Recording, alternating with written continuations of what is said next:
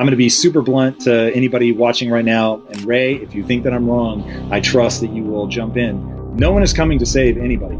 And that's the hard truth. And if I look at history, and even if I listen, which I've listened to literally every word said on the subject publicly anyway, that this is just going to suck. Like, there is going to be a level of brutality that most of us have not experienced in our lives. Companies are going to go under. People are going to lose their jobs. There are going to be people that are going to struggle to find their next meal.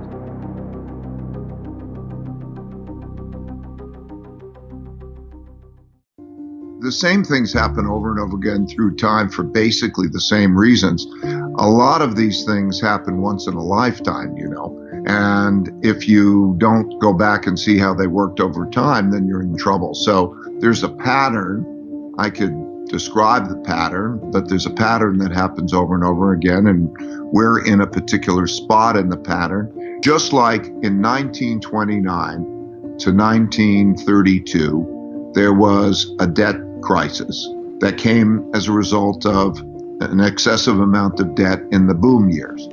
And then when you have that in 1932, we hit zero interest rates. And when they hit zero interest rates in 32, like in 2008, central bank prints money and buys financial assets. What happens in these cycles is that normally central banks can stimulate the economy by lowering interest rates. But when you hit zero interest rates, that doesn't work. So the last time it hit zero interest rates was 1932. And what they did in 1932 was the same thing they did in 2008. And that is that the central banks prints a lot of money and buys government bonds.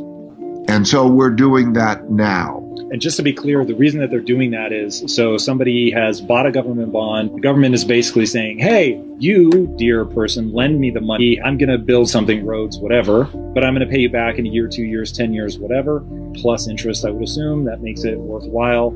And the reason that the government is going in and buying those is to get back liquidity to the people that have loaned them that money?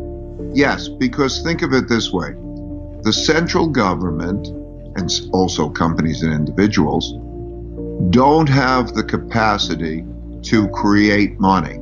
So the central government has the right to determine they can tax people, they can get money from people, and they can spend money on whatever they want to spend money on. But they don't have the right to print money and create money and credit like the central bank does. Central bank is the Federal Reserve. Similarly, the Federal Reserve does not have the right to spend money and determine how it's spent. That's for Congress. Every individual, every company, and every government has a certain amount of money that comes in the form of income, a certain amount of expenses, and then a certain amount of savings.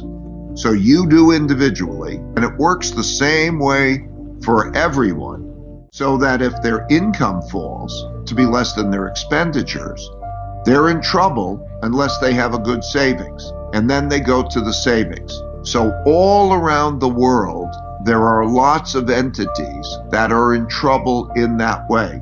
So the government, the two parts of the government, the U.S. government, they have to give money, and so they print money. We call it print. There's not even paper much. It's digitally create money, and then that comes in the form of loans.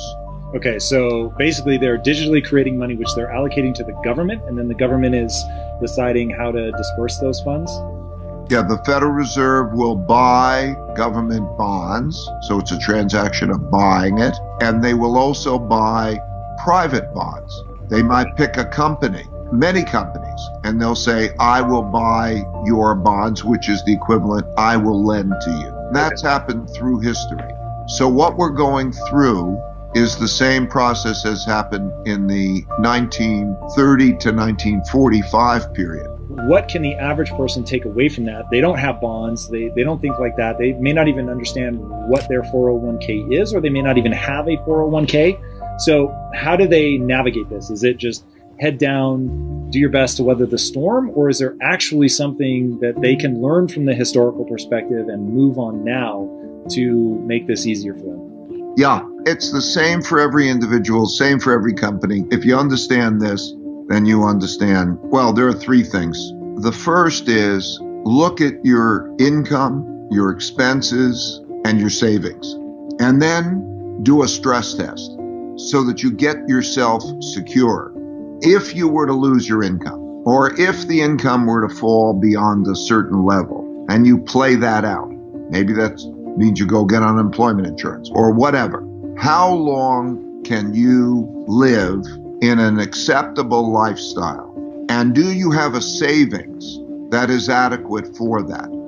Okay, so what you do is you calculate, if I lived in a simpler lifestyle and I had this amount of earnings, how many months or years could I live acceptably? What countries or what periods of time has going through this kind of crisis been managed well so that we come out the other side with as little sort of pain and suffering as possible? Well, an example would be the differences in the way Roosevelt did it. So again, 1929 to 32, interest rates hit zero, they print money, we had a large wealth gap, and then they sat down and they figured out, how do we keep it orderly and how do we change the circumstances, whether it's taxes or how do you reorganize it so that the system works well. There is a risk also at the same time, because the world is going through that, there's a risk of conflict. So in Germany, Hitler came in power in 1933. And he came in power in 1933 because there was a lot of internal fighting as to try to produce order, because everybody, the left and the right, the communists and the fascists, and they're all fighting about wealth, because everybody's fighting about wealth when you have a downturn. And then they were democracies. 4 democracies existed then that chose not to be democracies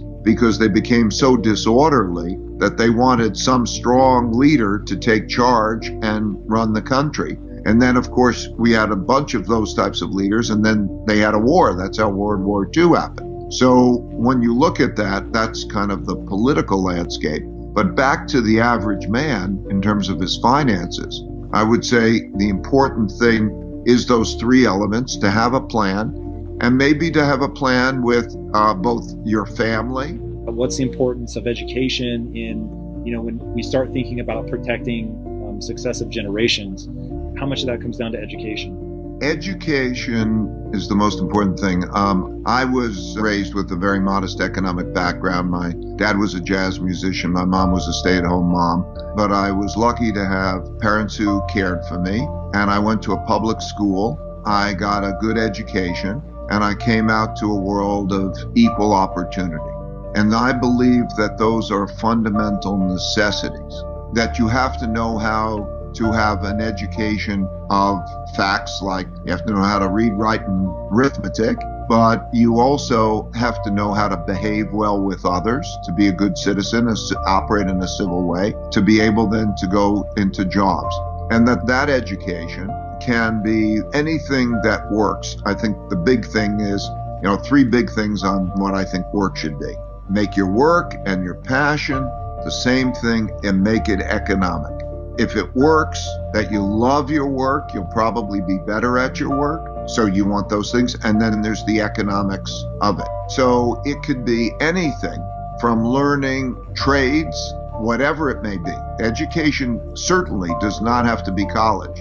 College is overemphasized. So as this next 3 to 5 year part of the cycle hits us, what is one thing that people can do that, from the historical perspective, will most insulate them from the probably emotional and maybe financial damage, whatever you think is more important?